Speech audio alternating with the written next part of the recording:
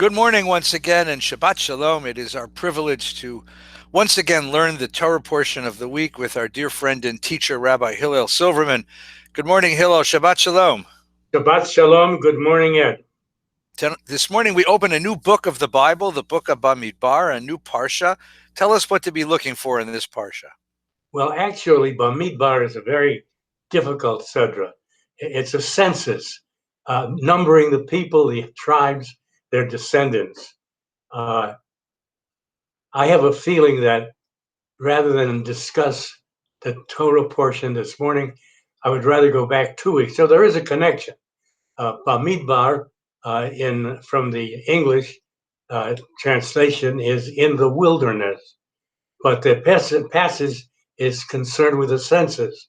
And we could say that if we are interested only in numbers, only in quantity, and not in quality, then we're really missing something. I would like to go back 2 weeks to Kadoshim, which has so much in it, and we only began to cover it.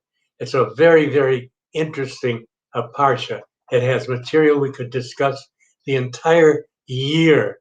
I think the majority of Judaism is found in Kadoshim in Leviticus.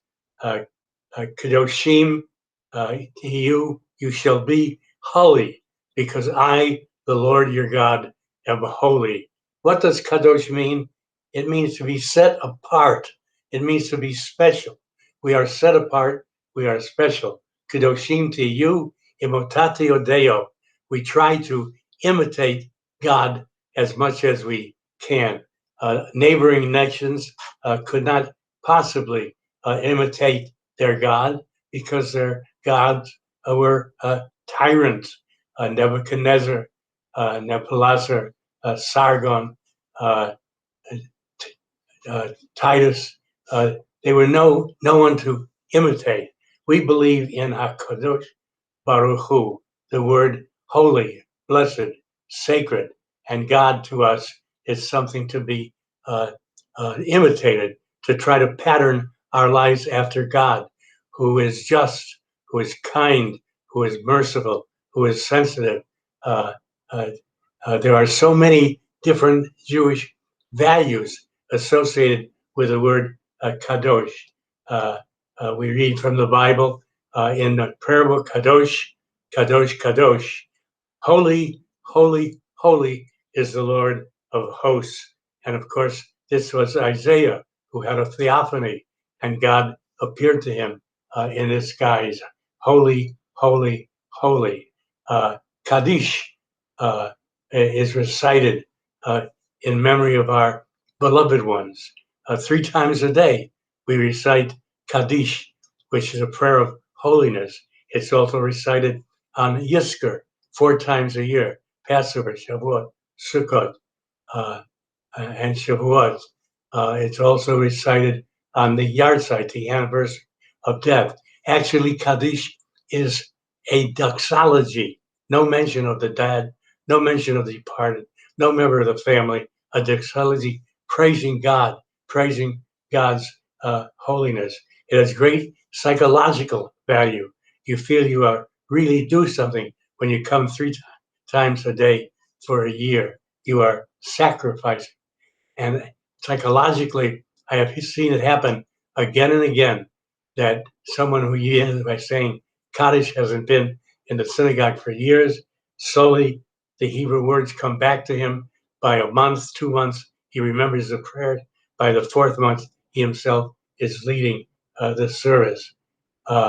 Again, the word kadosh, kiddush Hashem, kiddush Hashem, kiddush Hashem, which means to be sacrificed in life for God. And during the holy, during the pogroms and the persecutions and the expulsions, many Jews lost their lives, and it was a sacred death. It was a kiddush Hashem. Also, the word kiddush is associated with marriage. Kiddushin, it's a holy relationship, Hareat mukudeshet li. When you place the ring on the finger of your bride, you are saying, you are sanctified, you are holy, holy unto me. Mitzvah is associated with Kedusha.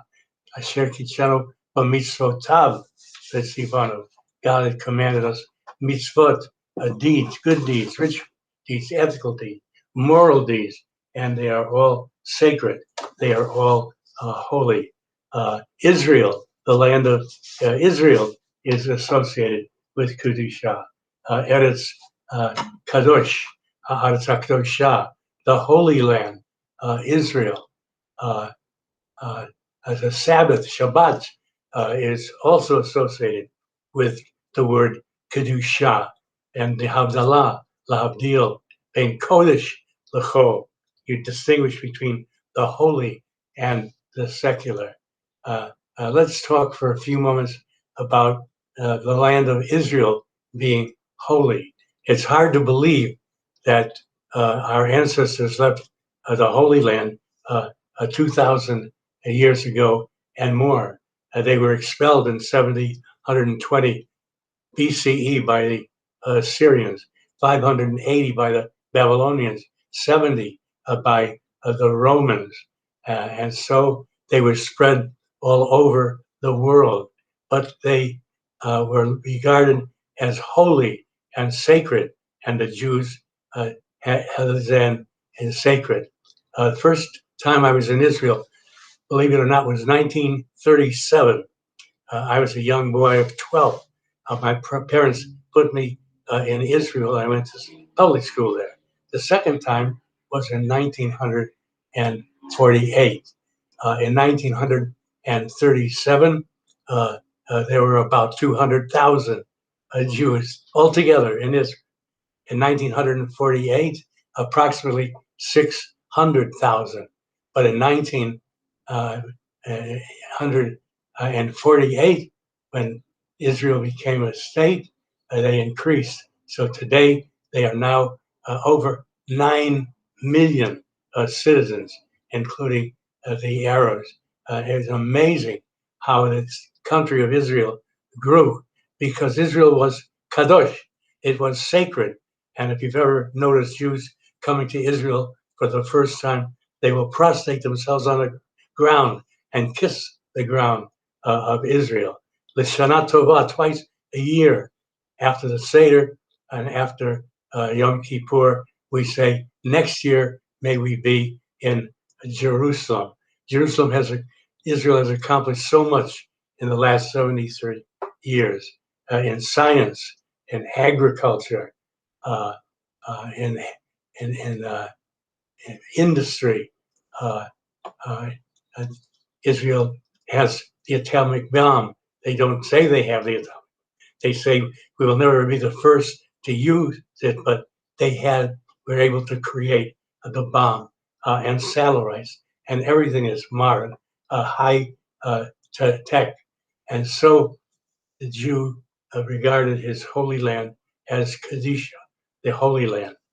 Another interesting connection with Kedusha is the Hebrew language, Lashon, uh, Lashon Kadosh, the Hebrew language. The revival of Hebrew was the second great miracle.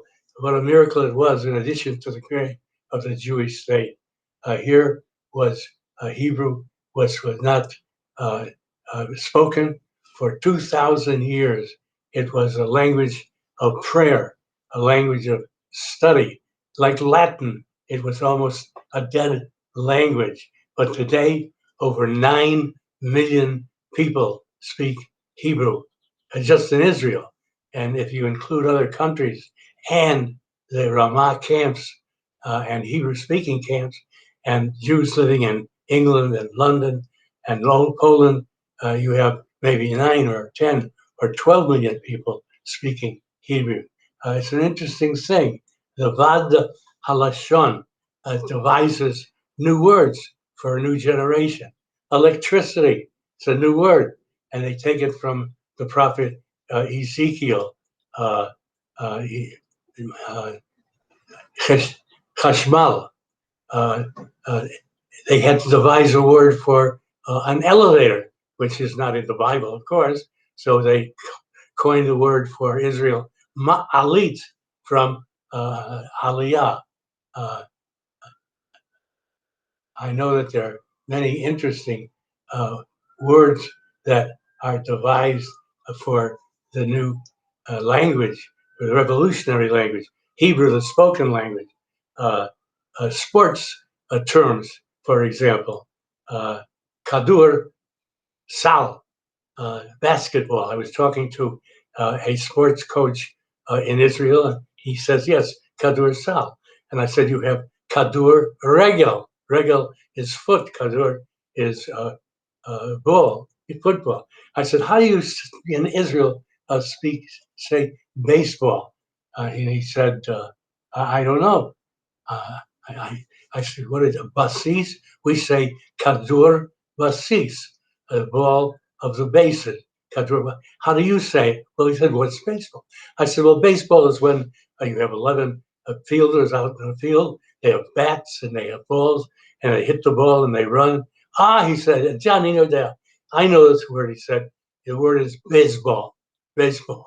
It's quite interesting when you're trying to devise words for a new spoken language. And so uh, uh, let's talk for a moment about summer camps, Hebrew speaking summer camps. This was a wonderful innovation, especially of the conservative movement in the United States, where we utilize the summer months to teach the Hebrew language to children when they're free of public school.